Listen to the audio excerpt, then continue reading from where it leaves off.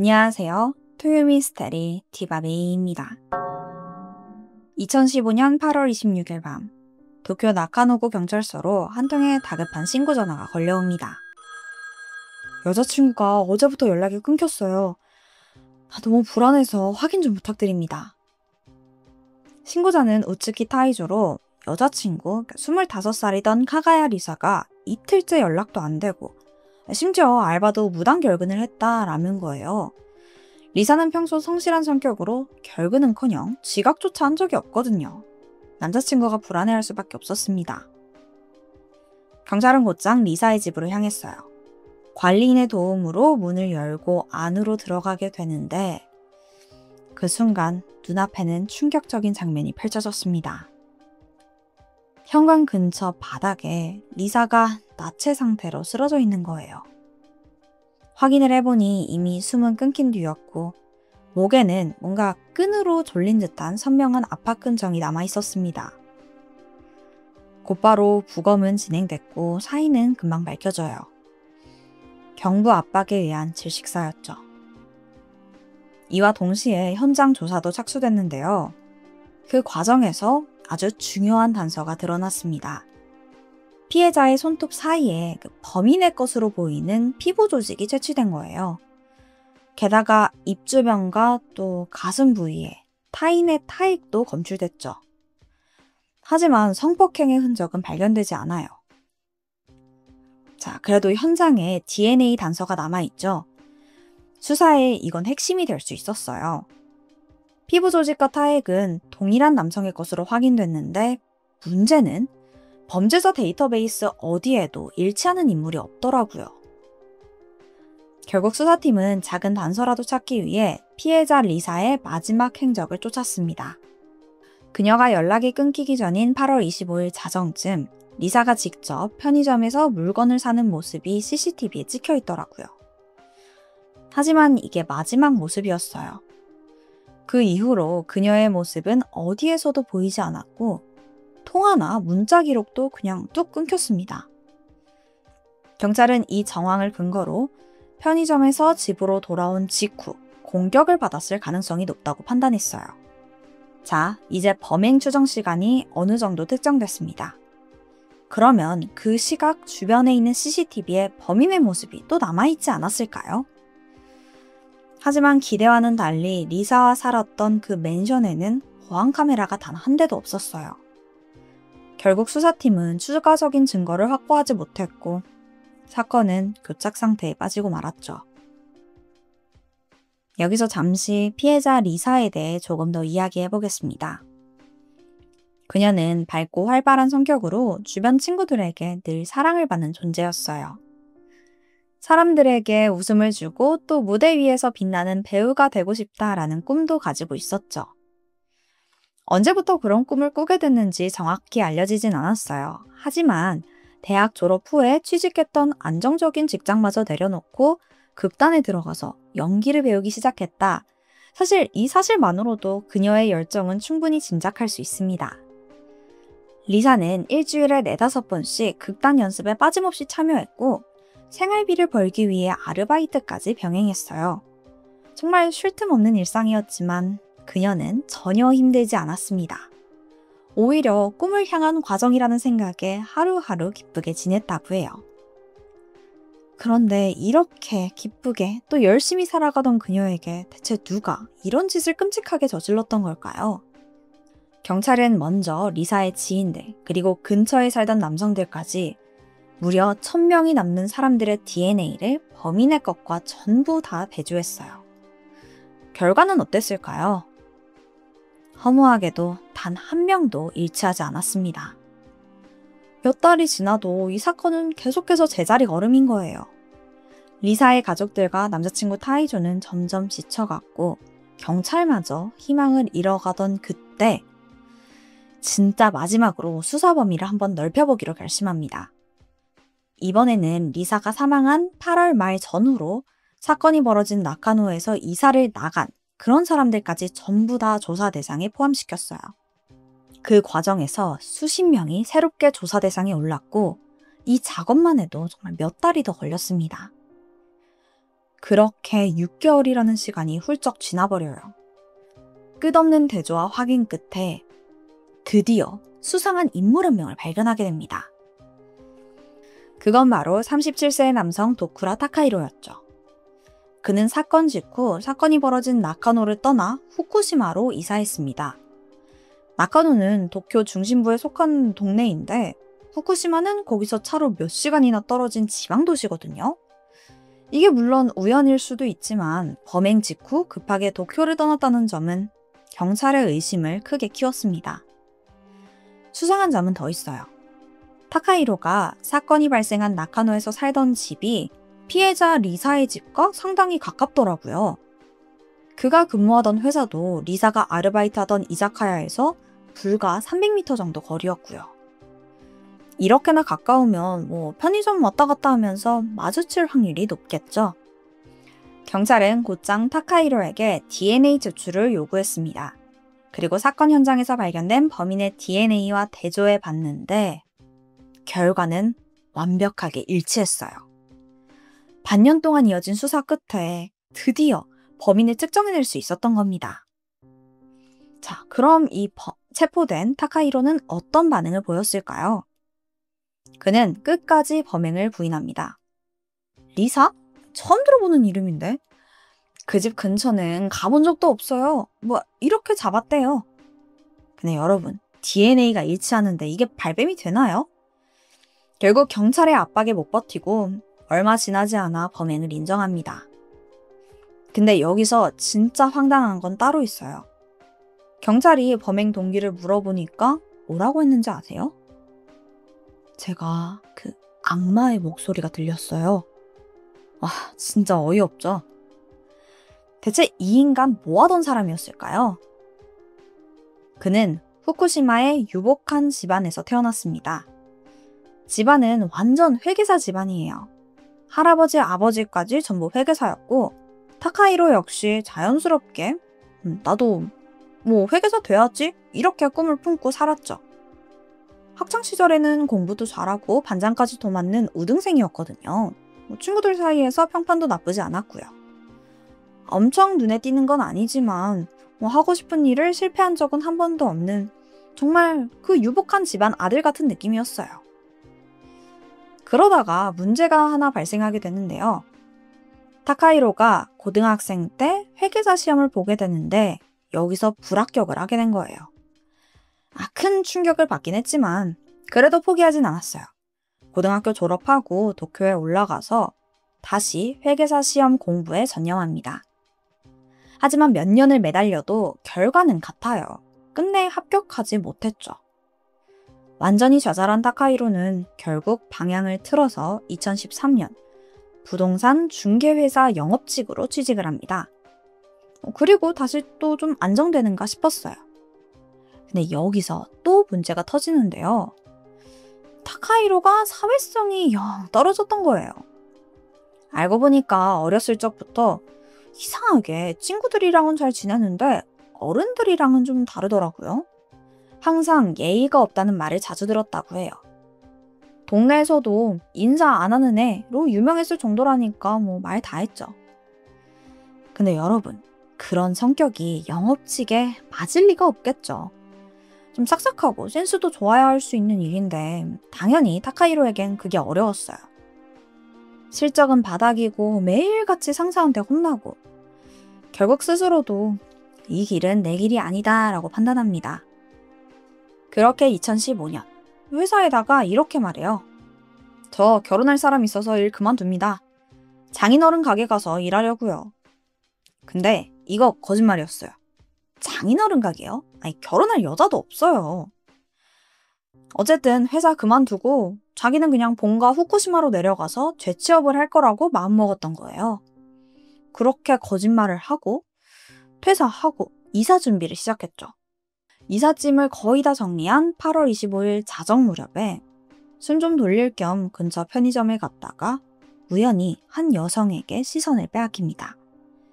그게 바로 피해자 리사였죠. 타카히로는 순간 이상한 생각에 사로잡혀요. 저 여자가 나랑 도쿄의 연결고리가 돼주면 좋겠다. 그러니까 사실은 고향 후쿠시마로 내려가기 싫었던 거예요. 근데 진짜 도쿄에 결혼할 여자가 생기면 아무리 직장이 없다 해도 그냥 남아도 되지 않나? 뭐 이런 말도 안 되는 이상한 집착을 가지게 된 거죠. 그리고 그 생각은 곧 행동으로 이어졌습니다. 타카히로는 편의점을 나서는 리사의 뒤를 몰래 따라가기 시작해요. 여기서부터는 범인 타카히로 이 사람의 주장이라는 거 참고해주세요. 리사는 맨션에 도착해서 2층 자기 집에 가려고 계단을 오르고 있었습니다. 타카히로는 그 모습을 바라보며 뒤에서 따라가고 있었고요. 이때 그의 머릿속에서 섬뜩한 환청이 울려 퍼져요. 저건 악마야. 죽이지 않으면 너한테 옮겨올 거야. 이 이야기를 들은 타카히로는 자기도 모르게 리사에게 다가갑니다. 이때 리사가 집 문을 열고 있었거든요. 아니, 집 들어가려고요. 근데 갑자기 모르는 남자가 불쑥 다가오니까 놀라잖아요. 비명을 지르게 되는데 이 소리에 놀란 타카히로는 다급히 그녀의 입을 막고 집 안으로 밀어넣습니다. 안으로 들어서자 또다시 환청이 들리기 시작해요. 저 사람 목을 노려. 저기 전선이 있잖아. 그는 그 목소리에 홀린 듯 앞에 있던 선분기 코드를 움켜쥐고 그대로 리사의 목을 졸랐습니다. 그녀는 너무나 허무하게도 그 자리에서 목숨을 잃고 말았죠. 그런데 타카히로의 기괴한 행동은 여기서 멈추지 않아요. 그는 리사를 죽인 직후 이 여자가 싫어할 만한 짓을 하면 다시 깨어나지 않을까? 이 황당한 생각에 빠져듭니다. 그래서 피해자의 옷을 모두 벗기고 그녀의 상반신을 혀로 핥는 좀 이해하기 힘든 행동을 보여요. 그러면서도 한편으로는 DNA가 남으면 안 된다라는 생각에 자신의 침이 묻은 흔적을 세제와 바디워시로 막 닦아내기도 합니다. 진짜 이 인간 제정신이 아니죠. 침 같은 흔적을 막 닦아내면 이게 아예 사라질 거라고 생각했던 것 같아요. 하지만 과학수사 앞에서 그 모든 게 허술했습니다. 손톱 밑에 남은 피부 조직은 그대로였고 타액도 남아있었죠. 결국 이 흔적들은 타카히로를 잡는 데 결정적인 증거가 됐고요. 그 후에 그는 범행 현장에서 증거가 될 만한 모든 것들을 다 챙겨갔습니다. 옷, 가방, 이불, 심지어 에어컨 리모컨까지 가져가요. 대체 이건 왜 가져왔는지도 모르겠어요. 그리고 이 모든 걸 근처 쓰레기장에 버린 뒤에 자신의 고향으로 도주했던 겁니다. 자, 악마의 목소리네 뭐네 막 이렇게 얘기하는데 아까 말씀드렸다시피 이 부분은 범인 타카히로의 주장이에요. 이 모든 걸 믿을 순 없죠. 경찰은 그의 범행 목적이 외설 행위일 거다라고 판단합니다. 근데 타카히로는 절대 아니래요. 악마의 목소리가 들었다. 리사 등에서 반투명한 그 악마 꼬리가 보였다. 이런 황당한 말까지 늘어놓습니다. 경찰은 이 인간이 진짜 정상은 아니구나 싶었고 바로 정신감정을 진행합니다. 결과는 회피성 인격장애라고 나와요. 그러니까 쉽게 말해서 대인관계에 대해서 두려움이 좀 있다라는 거예요. 하지만 감정을 맡은 의사조차도 이 부분이 낯선 여성을 따라가서 목을 졸라 살해하는 이유가 될 수 없다라면서 범행과의 연관성은 부정했습니다. 2018년 2월 16일 도쿄 지방법원에서 타카히로의 재판이 열렸습니다. 검찰은 앞뒤도 맞지 않는 이 피고의 변명은 들어볼 가치도 없다라면서 무기징역을 구형했어요. 변호인은 그가 인격장애로 환청을 들었고 또 합리적인 판단이 불가능했다며 어떻게든 형량을 낮추려고 했습니다. 재판부는 검찰의 손을 들어줬어요. 이건 외설적 목적을 띤 무차별 범행으로 판단된다면서 그의 심신미약 주장은 인정되지 않았고 무기징역이 선고됐습니다. 재판 내내 그는 다시는 죄를 반복하지 않겠다. 어떤 벌이든 달게 받겠다라고 말하더니 막상 무기징역이 선고되니까 곧바로 항소를 해요. 하지만 항소심, 상고심 모두 기각되면서 판결은 확정됐습니다. 재판장에는 피해자 리사의 부모님과 남자친구 타이조도 참석했습니다. 리사의 아버지는 더는 볼 수 없는 딸에게 편지를 낭독하며 이렇게 말했습니다. 너와 함께한 시간들은 정말 행복했다. 환하게 웃는 너 얼굴은 모두를 행복하게 해줬어. 너가 좋아하던 잠을 방해하지 않을 테니 편히 행복한 꿈을 꾸며 잠들었으면 좋겠다. 지켜주지 못해 미안해. 리사의 남자친구 타이조는 범인 타카히로가 체포된 직후 직접 구치소에서 면회를 시도했지만 거절당했습니다. 이때 그는 확신했죠. 이 인간은 자신의 죄와 마주할 준비조차 안 돼 있구나. 반성 따위는 없구나 라고요. 남자친구 타이조는 지금도 여자친구가 살던 맨션 근처 그 아파트에서 살고 있다고 합니다. 원래는 리사가 살던 그 맨션에 들어가고 싶었지만 거기가 여성 전용이라 입주할 수 없었어요. 그래서 근처 아파트에서 거주하며 여자친구 기일 때마다 그녀가 가장 좋아하던 꽃 해바라기를 사건 현장에 두며 리사를 기리고 있다고 합니다. 리사가 세상을 떠난 지 8년이라는 시간이 흘렀어요.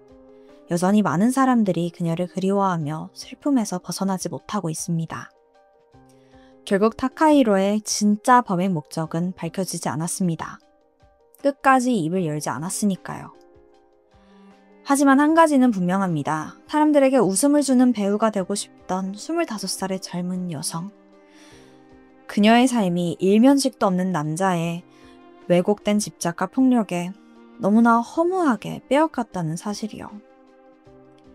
부디 그녀가 편안하게 잠들길 바랍니다. 지금까지 토요미스테리 디바메이였습니다. 안녕하세요. 토요미스테리 디바메이입니다. 일본 이와테현은 다른 지역에 비해 미개척지 비율이 굉장히 높다고 해요. 그러다 보니까 공사를 하는 곳도 많았고요. 2008년 7월 1일 오후 4시 30분. 그날도 어김없이 도로공사가 한창 진행 중이었죠. 그러던 그때 인부들이 하천 근처에서 수상한 무언가를 발견하는데 그건 상처투성이던 한 여성의 시신이었습니다. 그들의 신고에 즉각 경찰이 출동했고 신원은 금방 밝혀져요. 그녀는 17살 고등학생이던 사토 코즈에였습니다. 바로 부검에 들어갔고 사인과 사망 추정 시간이 특정이 되는데 우선 부검 결과 목에는 강한 압박을 받은 흔적이 남아 있었어요. 그러니까 질식사로 보였죠. 또 머리에는 강한 충격을 받은 상처도 발견됩니다. 폐에 물이 차지 않은 걸로 봐서는 아마 질식으로 사망한 후에 다리 밑으로 떨어뜨린 걸로 추정됐고요. 근데 사망 추정 시간이 좀 특이해요. 연락이 끊겼던 6월 30일부터 시신이 발견된 7월 1일 오전 4시 반까지. 그러니까 그 범위가 너무 넓었던 겁니다. 이게 좀 독특하죠? 이렇게 애매한 정보에도 불구하고 놀랍게도 한 달이 지난 7월 29일 경찰은 유력 용의자를 발표하게 됩니다. 그는 바로 28살이던 남성 오바라 카츠유키. 알고 보니까 그는 피해자 코즈에와 아는 사이더라고요. 그녀의 가장 친한 단짝 친구의 남자친구예요. 근데 좀 특이한 점이 신기하게도 용의자 카츠유키의 여자친구이자 피해자 코즈에의 단짝 친구. 그녀의 이름도 사토 코즈에입니다. 그러니까 둘이 동명이인이었던 거죠. 피해자와 용의자 여자친구가 이름이 같았다? 그러니까 이게 좀 특이한 겁니다. 심지어 성부터 이름의 한자까지 전부 똑같은 거예요. 일본에서는 성씨가 10만 개가 넘게 있거든요. 근데 거기에 이름의 한자까지 모두 일치한다? 이게 엄청 드문 일이라고 해요. 아무래도 사건을 설명하면서 둘의 이름이 헷갈릴 것 같아서 피해자 코즈에는 코즈의 P, 카츠유키 여자친구는 코즈의 A라고 부를게요. 이 내용이 살짝 복잡하거든요. 여러분 놓치지 말고 잘 따라오세요. 자, 이 두 명의 코즈에는 고등학교에 오면서 친해진 단짝 사이였어요. 그리고 사건이 발생하기 1년 전인 2007년 2월. 코즈 애들은 학교 끝나고 게임센터에서 놀고 있었죠? 그때 카츠유키가 그들에게 말을 건 거를 계기로 그들의 관계가 시작돼요. 여기서 코즈의 A양과 조금 더 말이 잘 통했고 카츠유키와 코즈의 A양은 곧 사귀기 시작합니다. 그리고 얼마 안 가서 둘은 같이 지내게 되는데 굳이 따지자면 이게 동거는 아니고요. 친구 집과 차 이런 데를 전전하면서 지냈다고 합니다. 그리고 코즈의 A양은 고등학교도 중퇴해요. 카츠유키는 여자친구한테 좋은 영향은 주지 못했던 것 같습니다. 일단 제대로 된 직장도 없는 그냥 동네 양아치였고 또 알고 지내던 선배로부터 당시 협박을 받고 있는 상태였거든요. 이게 또 협박을 받게 된 이유가 있는데 작년 10월 그 선배한테 일을 소개받아서 몫으로 일하게 됐었거든요. 근데 그걸 힘들다는 이유로 며칠 다니지도 않고 그냥 그만둬버린 거예요. 근데 문제는 지금부터입니다. 이 일로 선배가 크게 화를 내게 돼요. 근데 또 이 선배가 좀 무서운 사람이었거든요. 그래서 카츠유키는 항상 그를 막 피해 다니고 있었었죠. 그러던 2007년 5월 카츠유키가 코즈의 A양에게 한 가지 부탁을 하게 됩니다.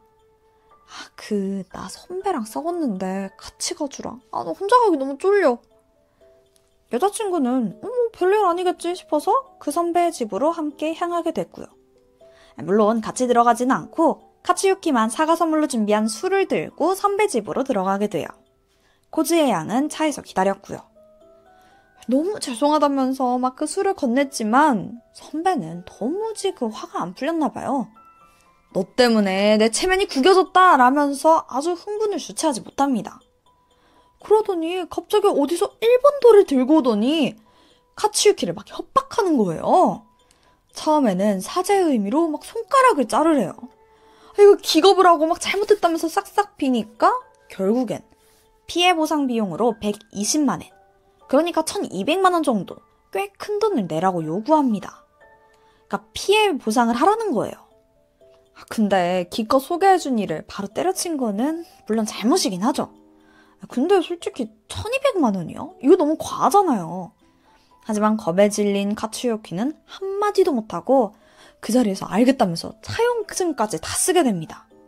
그리고 보증인을 적으라는 말에 여자친구 코즈의 A양의 이름을 써버리죠. 물론 그녀와 전혀 이야기된 게 아니었고요. 근데 차용증을 썼다고 해서 얘가 이 돈을 갚을 생각이었냐? 절대 아니에요. 선배 집을 빠져나오자마자 그대로 여자친구와 함께 잠적해버립니다. 선배 진짜 열받았죠.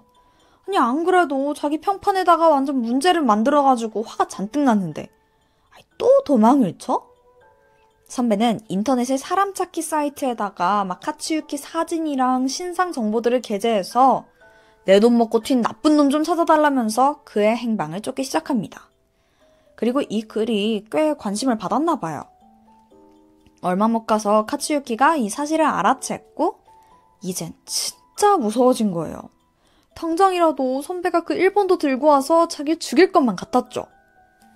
결국 그는 경찰서로 향했습니다. 그렇게 2008년 6월 3일 카츠유키는 여자친구 코즈의 A양과 이 공갈 사건에 대해서 피해 신고를 했습니다. 이제 일이 다 해결될 줄 알았죠. 그런데 신고 후 몇 주가 지난 6월 28일 카츠유키가 경찰서에 혼자 오더니 갑자기 냅다 전에 했던 그 신고 처리 좀 해달래요. 경찰들은 솔직히 좀 이상하게 생각했어요. 저번에 신고하러 왔을 때 아주 겁에 질려서 제발 도와달라고 했었거든요.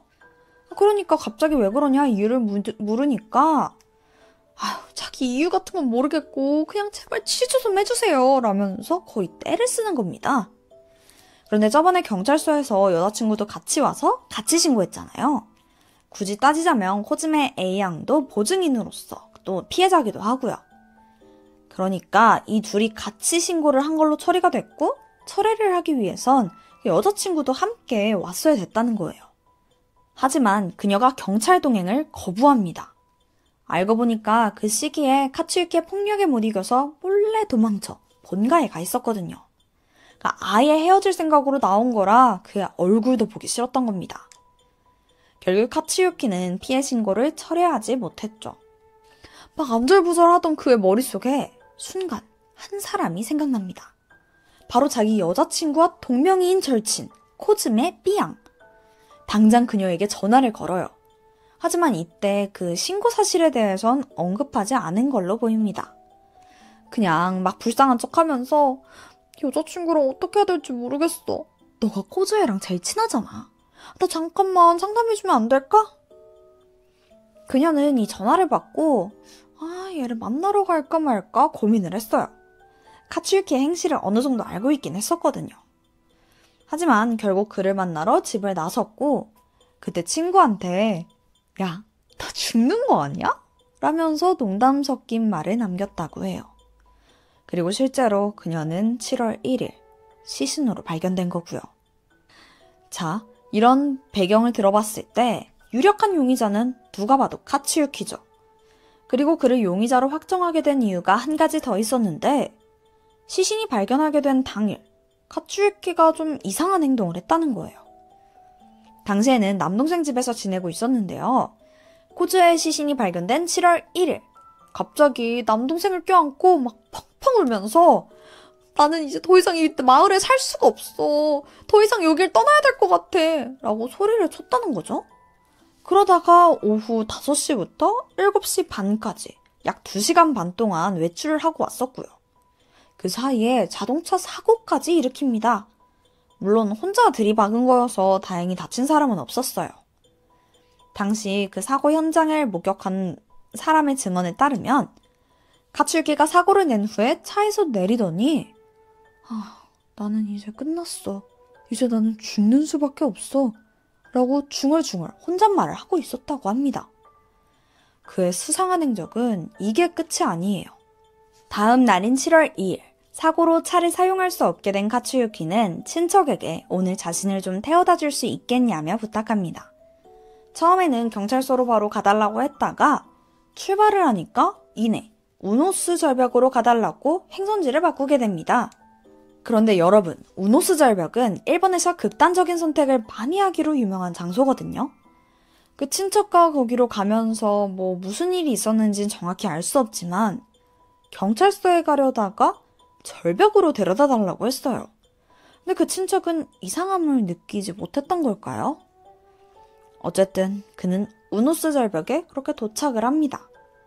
그리고 실제로 죽음을 암시하는 문자를 남동생과 전 여자친구 코즈의 A양에게 보냈고 친구에게도 전화를 걸어서 나 이제 뛰어내리려던 참이야. 지금까지 고마웠어. 이러는 거예요. 놀란 그 친구는 오토바이 타고 바로 그 우노스 절벽으로 달려갔죠. 근데 이때 또 좀 이해가 가지 않는 부분이 생기는데 친구가 도착했을 때 카츠유키가 절벽에 아슬아슬하게 걸터앉아서 누구랑 통화를 하고 있었대요. 그래서 가까이 가서 슬쩍 내용을 들어보니까 상대는 경찰 같았죠. 근데 그 통화가 길어지니까 일단 경찰이랑 얘기하는 중이고 상태를 보니까 많이 차분해지고 또 괜찮아 보이더라고요. 친구는 그냥 안심을 하고 그 자리를 떠나게 됩니다. 아니 근데 방금 죽을 거라고 한 친구잖아요. 근데 그 카츠유키를 대체 왜 혼자 두고 오냐고요. 게다가 문자를 받은 코즈의 A양이 경찰에 신고까지 했지만 경찰은 출동조차 하지 않은 사실이 밝혀지면서 더욱더 이 사건에 의문이 남기도 했고요. 그리고 그렇게 카츠유키는 행방불명이 됩니다. 절벽에 그의 신발과 지갑, 면허증이 남아있는 걸로 봐서는 극단적인 선택을 한 걸로 보였죠. 하지만 어떤 이유에서였는지 이때 경찰은 이 모든 게 그냥 전부 위장이다 라고 판단을 하고 그에 대한 전국 지명수배를 내리게 됩니다. 그러니까 죽은 척 도주를 했다고 생각한 거예요. 거기에 100만 엔, 그러니까 1000만 원 상당의 현상금이 걸리기까지 했고요. 꽤 많은 현상금에도 불구하고 이렇다 할 제보는 들어오지 않아요. 사건이 해결될 기미가 없이 1년, 2년 계속해서 시간은 흘렀고 대중의 관심은 점점 떨어졌죠. 그렇게 이 사건이 미제로 남나 싶었을 때 여기에 의문을 가진 한 사람이 있었습니다. 그는 바로 52살이던 쿠로키 아키오. 전 경시청 순찰부장으로 23년간 경찰로서 근무를 했고 상까지 많이 탔을 정도로 우수한 경찰관이던 그는 퇴직 후에 범죄 저널리스트로 활동하고 있었습니다. 경찰 내부의 여러 가지 문제나 이슈가 됐던 사건을 독자적으로 해석해서 수사를 하고 있었었죠. 그에게 미스테리한 이 이와테 동명이인 살인사건은 큰 관심을 끌기에 충분했어요. 조금만 조사해봐도 수사의 허점이 너무나 많았거든요. 처음부터 용의자를 단정하고 조사를 하다 보니까 놓친 부분이 너무 많았다라면서 비판을 했습니다. 그럼 아키오 씨의 그 조사 내용을 좀 더 들어볼까요? 첫 번째로 사건 직전인 6월 29일, 카츠유키는 벽을 주먹으로 내려쳐서 오른쪽에 새끼손가락과 약지를 다친 상태였어요. 그래서 손 전체를 쓰기가 굉장히 힘든 상태였고요. 실제로 당시에 젓가락을 사용할 수도 없을 정도여서 식사 때는 포크를 사용했다는 남동생의 증언과 진찰한 의사 또한 그 손 상태로는 사람의 목을 조르기는커녕 그냥 다리 밑으로 밀지도 못했을 거라고 얘기하기도 했고요. 또한 그는 죽음을 위장하기 위해서 신발과 소지품을 두고 도주했다라고 했는데 그러려면 절벽을 맨발로 내려가야 하거든요. 그러기엔 거기 지형이 꽤 험해요. 게다가 위치가 자동차 없이는 벗어나기 힘든 곳이라 지갑도 없는 상태에서 아무도 몰래 도주를 한다? 이건 거의 불가능에 가까웠다는 게 아키오 씨의 의견입니다. 자, 마지막으로 경찰이 언급한 사망 추정 시간은 6월 28일부터 7월 2일로 범위가 너무 넓고 모호해요. 게다가 용의자는 그 시각에 남동생 집에 머물렀다는 알리바이가 있다는 사실도 밝혀냅니다. 남동생 집에서 사건 현장까지는 2시간이 걸리는 꽤 먼 위치였거든요. 그러니까 범행을 하기 위해서는 적어도 4시간은 필요하다는 거죠. 하지만 경찰이 추정한 범행 시간에 그가 4시간 이상 집을 비운 적은 없었다고 합니다. 그러면서 혹시 카츠유키의 알리바이가 확인되니까 어떻게든 그를 범인으로 맞춰보려고 일부러 사건 발생 시간을 길게 잡은 거 아니냐라는 거죠. 가장 결정적으로 코즈의 B양을 살해할 동기가 없다는 점도 지적합니다. 아키오 씨는 범인 X, 그러니까 제3자가 코즈의 B양과 카츠유키 그 둘 모두를 살해했다고 추측합니다. 그리고 이때 그를 계속해서 협박하던 선배라는 인물에 집중을 했죠. 애초에 이 사건은 신고 철회를 위해서 카츠유키가 코즈의 B양을 불러내면서 시작됐잖아요. 이게 선배에게 협박을 받고 신고 철회를 하려고 한 거다라고 보면은 분명 이 선배가 이 사건에 연관이 있다고 판단한 겁니다. 협박에 못 이겨서 연락이 안 되는 여자친구 대신해서 동명이인 코즈메 B양을 대역으로 삼으려다가 1년의 사건으로 그녀가 사망을 했고 이후에 카츠유키도 입막음으로 살해당한 거 아니냐는 의견이었죠. 실제로 지명수배가 내려진 2008년부터 지금까지 카츠유키의 생존 반응은 전혀 없어요.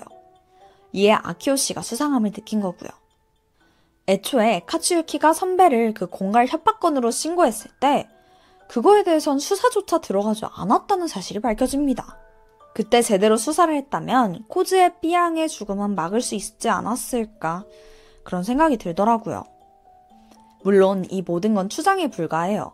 하지만 아키오 씨는 23년간 경찰로 근무했습니다. 실제로 나는 경찰 일을 사랑했다라면서 밝히기도 했고요. 그런 그가 아무런 이유 없이 경찰을 비판하지는 않았을 것 같습니다.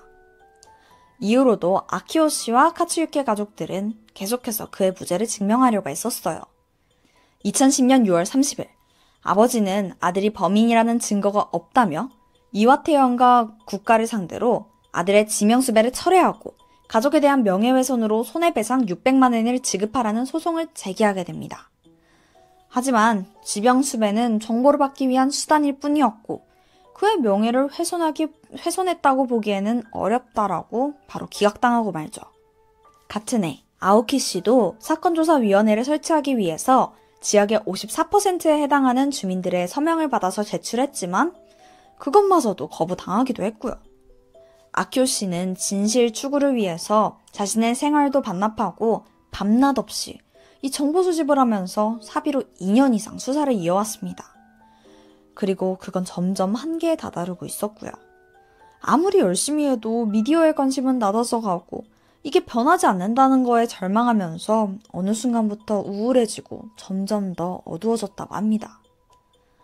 그러던 2010년 11월 1일 이 모든 노력을 비웃기라도 하듯 카츠유키의 현상금은 100만 엔에서 300만 엔으로 올라갑니다. 대체 무슨 생각인지 모르겠어요. 애초에 그들의 죽음에 대해 제대로 수사할 마음이 없는 것 같아요. 카츠유키의 현상금이 오른 바로 다음 날, 2010년 11월 2일, 비극적인 뉴스가 전해집니다. 아키오 씨가 사망한 채 발견된 건데요. 자신의 차 안에서 수명제를 먹고 연탄을 피워 극단적인 선택을 한 겁니다. 그의 유서에는 이와테 사건이 내 인생을 바꿨습니다. 그 사건을 조사한 거에 대해선 후회하지 않습니다. 앞으로 가는 곳에 만나고 싶은 사람이 많은데요. 저는 사건의 진상이 너무 알고 싶습니다. 라는 마지막 말이 남아 있었죠. 그는 끝까지 사건 해결에 진심이었던 걸로 보여요. 사건에 관심을 갖던 마지막 사람이 사망을 하면서 이와테 동명이인 살인사건은 미궁에 빠져버리고 맙니다. 끝내 범인은 하나도 밝혀지지 않았지만 사망자만 무려 3명을 낳게 된 거예요. 과연 코조에를 살해한 범인은 카츠유키가 맞았을까요? 맞았다면 그의 살해 동기는 무엇이었을까요? 애초에 그 선배는 이 사건과 관련이 없는 게 맞긴 하냐고요. 여러분의 생각은 어떠신가요? 지금까지 제가 준비한 스토리는 여기까지입니다. 그럼 저는 다음 영상으로 찾아올게요. 지금까지 토요미스테리 디바메이였습니다.